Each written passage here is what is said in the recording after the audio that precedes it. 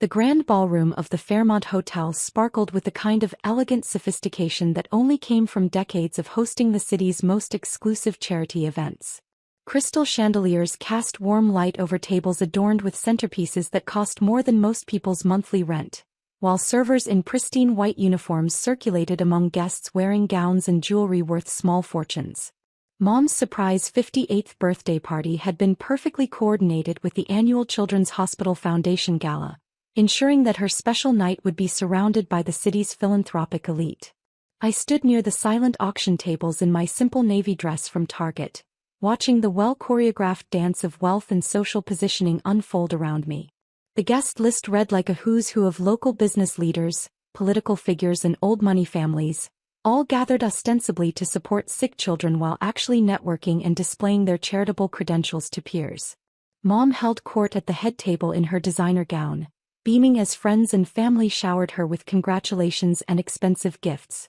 Dad sat proudly beside her in his custom tuxedo, occasionally rising to greet business associates and their wives.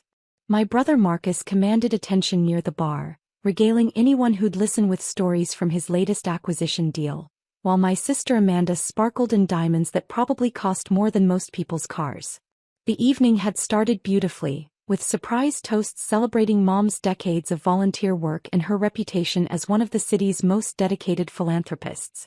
But as the champagne flowed and the charity auction began, the familiar pattern of family dynamics started to emerge.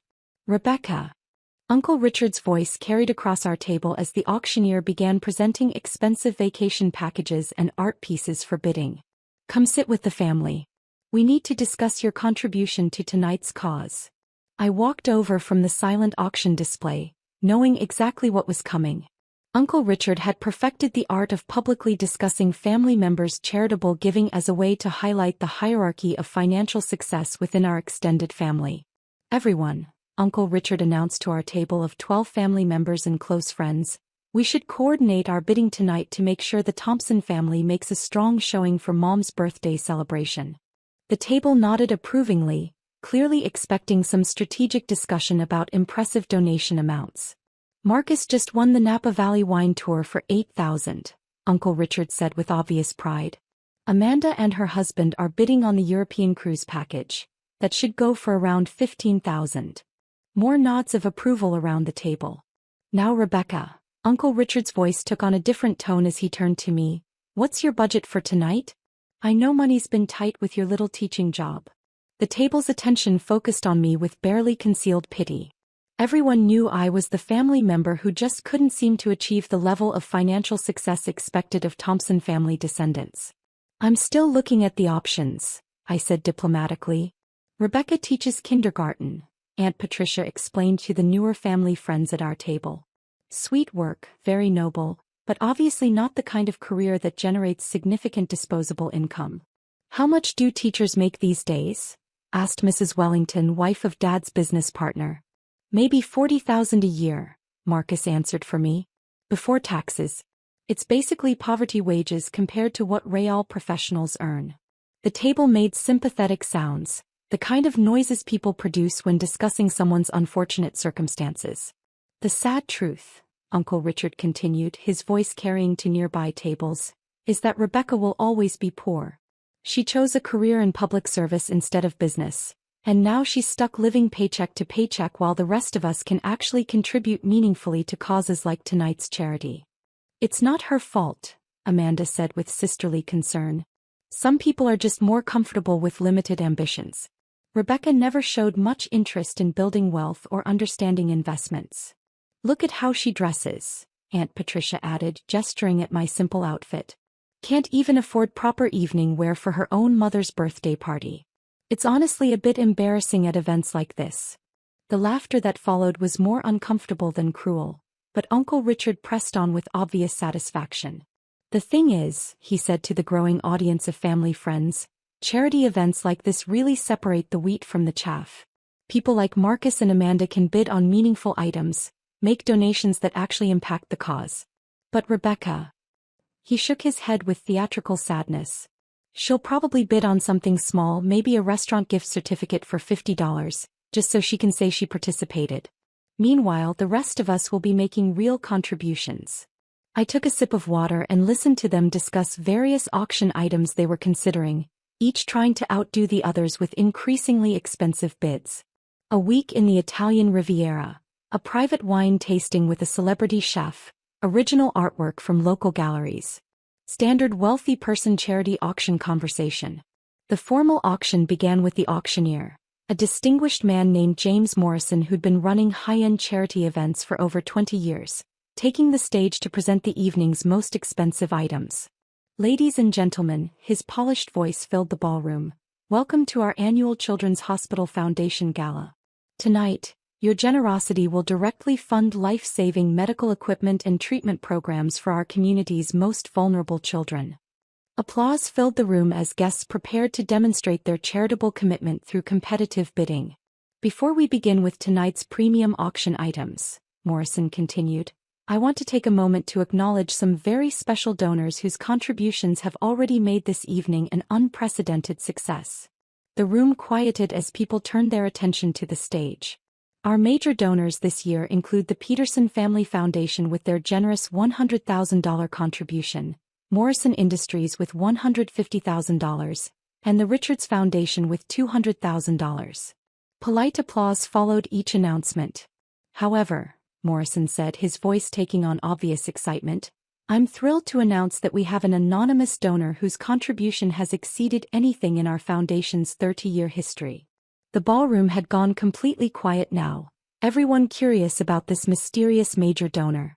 Uncle Richard leaned over to our table. Probably someone from out of state. Local money doesn't usually go that big without wanting recognition. Through a private donation made earlier this evening, Morrison continued, one generous individual has contributed $5 million to fund our new pediatric cancer treatment wing. The room erupted in amazed applause. $5 million was the kind of donation that would be remembered and talked about for years. While this donor requested anonymity, Morrison said, raising his voice over the applause, they've graciously agreed to let me acknowledge their presence here tonight. My phone buzzed quietly with a text from my foundation manager. Hospital donation processed successfully. Paperwork complete as requested. I typed back discreetly, perfect timing. Proceed with revelation as planned. Our remarkable anonymous donor, Morrison announced, is actually here with us this evening, celebrating with family and friends.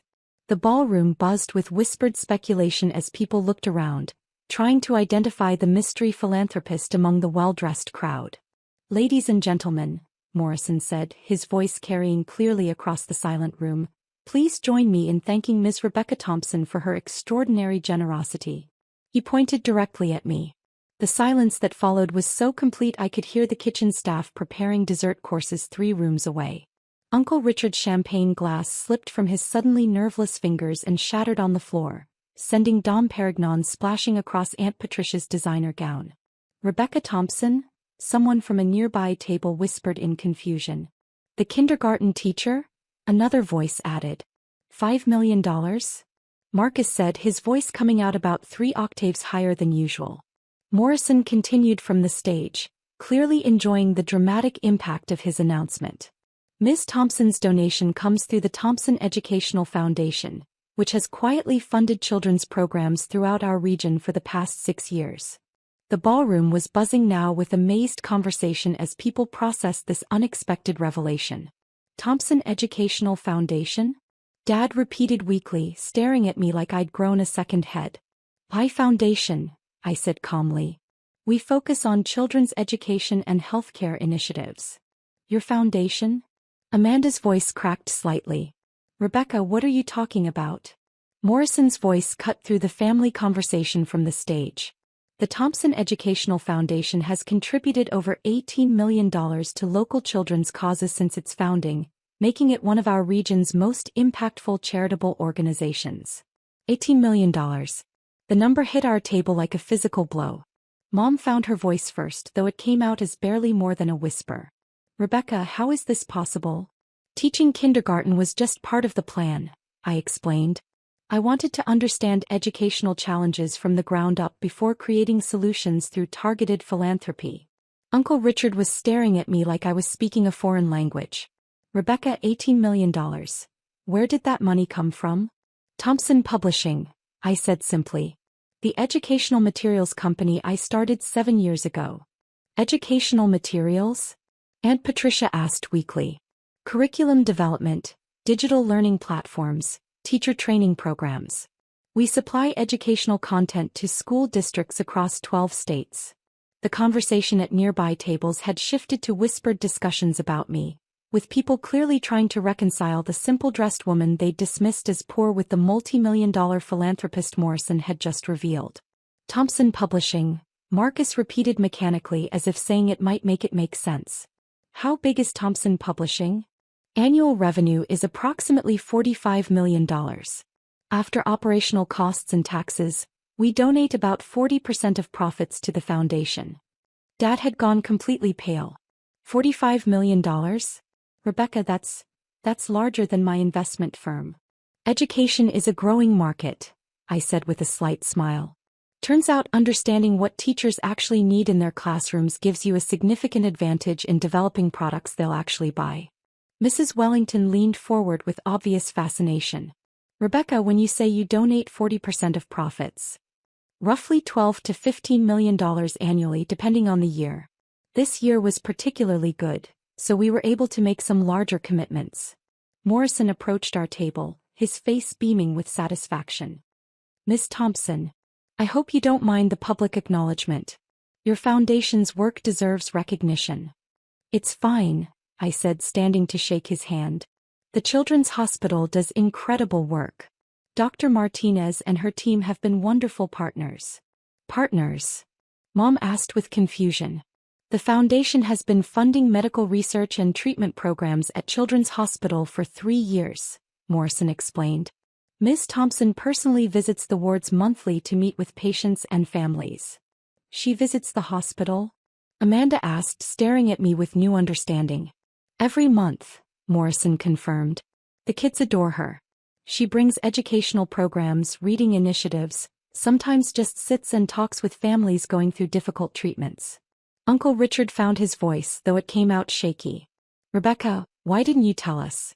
All these years we thought, we treated you like I was poor because I chose to work with children instead of chasing money? I finished. I know exactly how you treated me.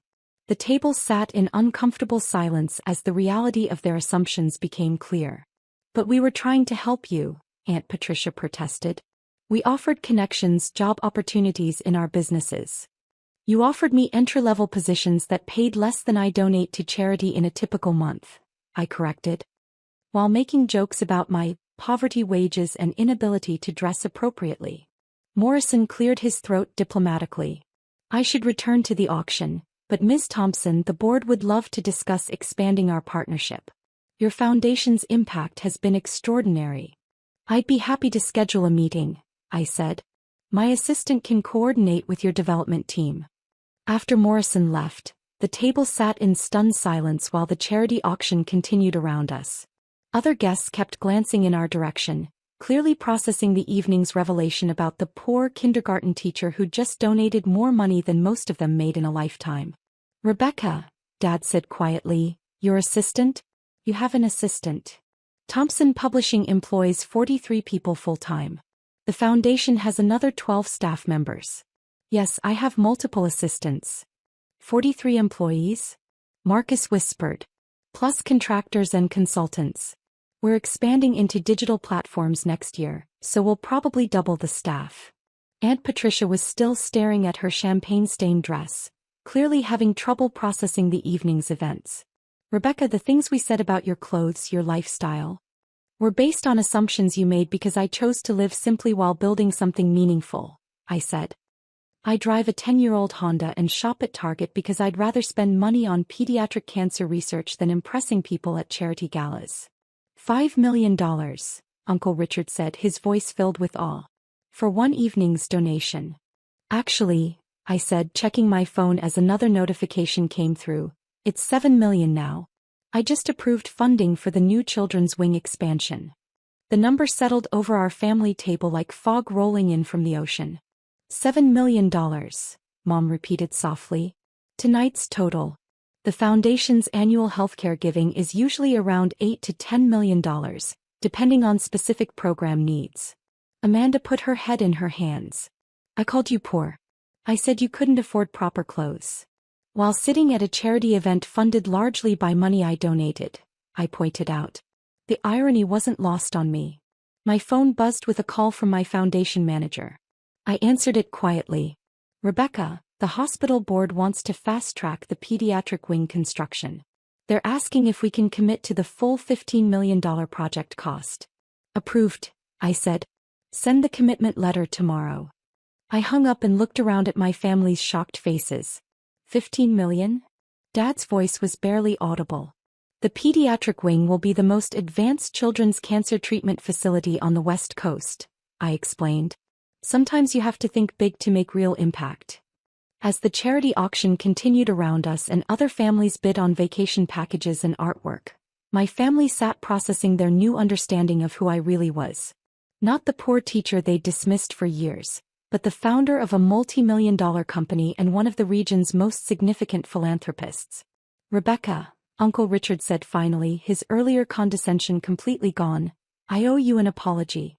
The things I said tonight about you always being poor were said in front of 200 people at Mom's birthday party, I finished.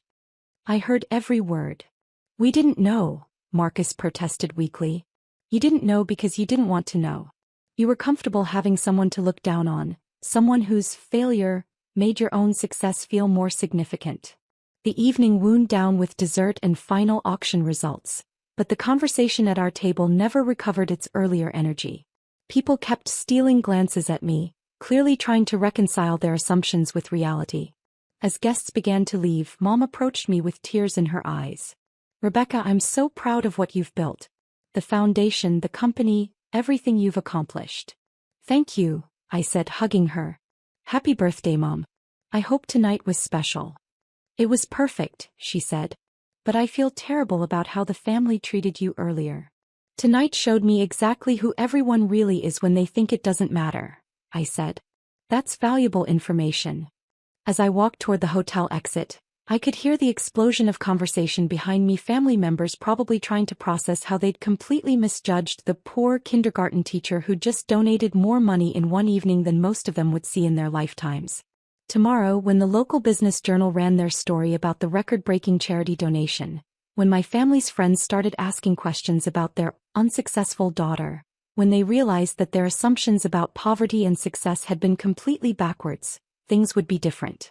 Not because I'd finally proven myself worthy of their respect, but because they'd finally learned the cost of judging someone's value based on their clothes rather than their character. Thompson Publishing had bigger educational initiatives planned, and the Thompson Educational Foundation had more children's programs to fund. And for the first time in years, I wouldn't have to explain any of it to people who had already decided I wasn't worth listening to.